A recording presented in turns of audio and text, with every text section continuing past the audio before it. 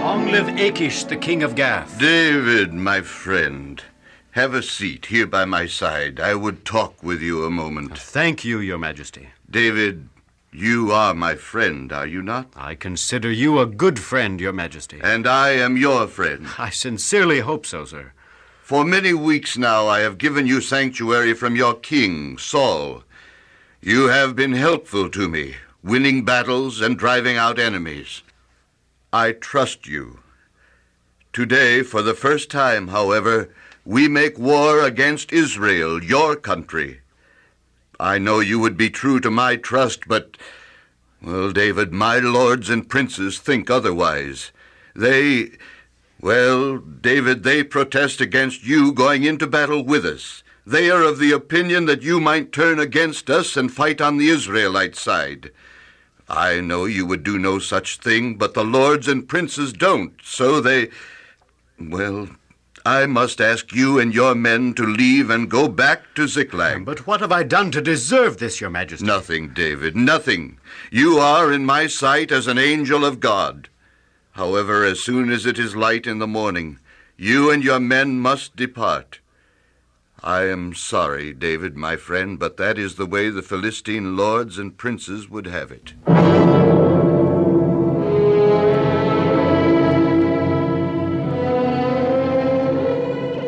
Well, Joab, I guess we'd better go home. King Achish, or rather his princes, have forbidden us to accompany them in battle. That is too bad, sir. Oh, on the contrary, it was God's great mercy to me that prompted their decision. I will never cease to thank God that we were not allowed to go with them. Why, sir? I would think that had you been in the enemy camp, you would have been in a position to help Israel. Oh, think, Joab. If I had helped Israel, I would have been a traitor to King Achish, who has befriended me and who trusts me.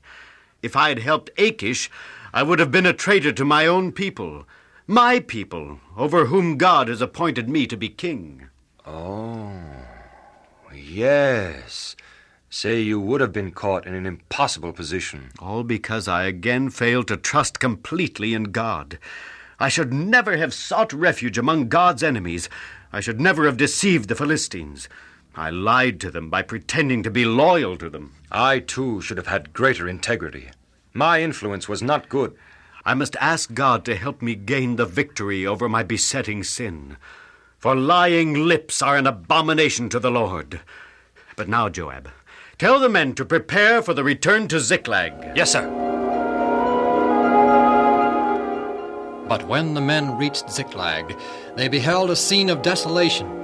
The whole city was a vast mound of smoldering ashes, and not one single inhabitant was left.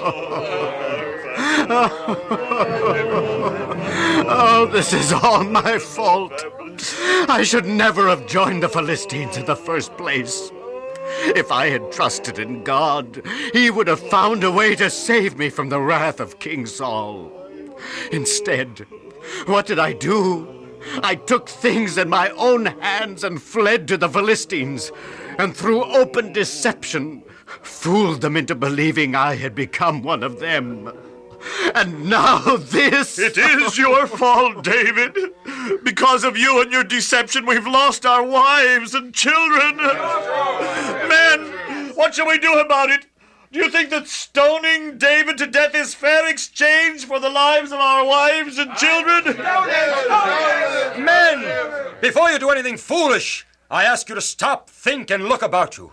Do you see signs of dead bodies? Any sign at all? Our wives and children are not dead. The Amalekites have taken them prisoners. They still live. There is a chance that we can rescue them. Oh, is this so, David? I shall inquire of the Lord, and he will tell us what to do.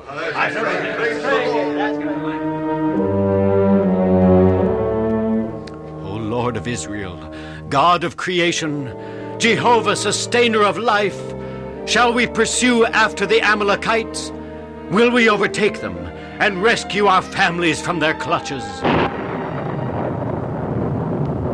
Pursue, for thou shalt surely overtake them, and without fail recover all that the Amalekites have taken.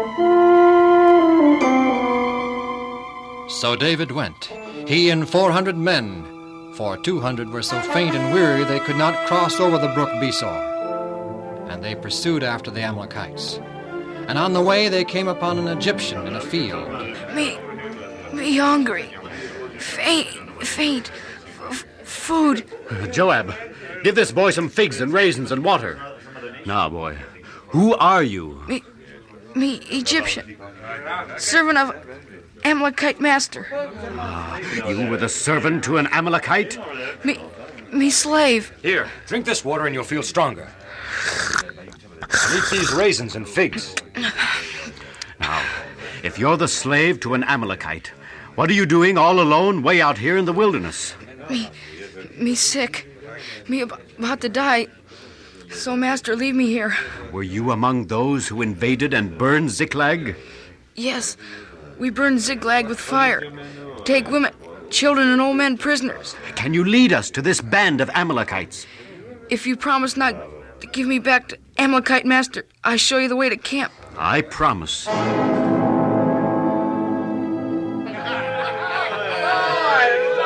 There's the Amalekite camp, celebrating in victory and great spoils they took from the raid. We will attack. A surprise attack.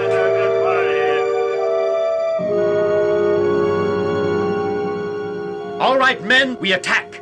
Fight hard and bravely for God, for our country, and for our families. All right. I want my family back.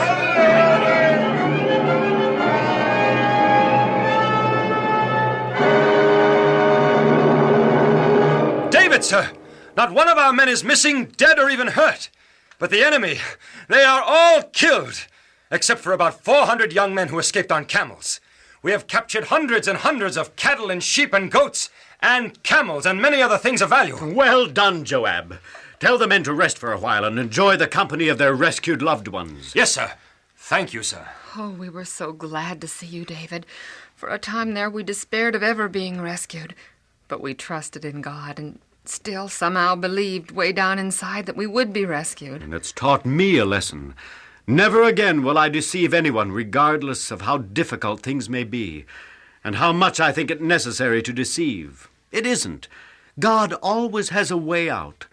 All we have to do is trust and believe and await God's pleasure. Oh, David, my husband, I love you very much.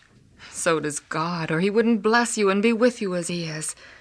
Because of these experiences, David, you'll make a better, more understanding and just king of Israel.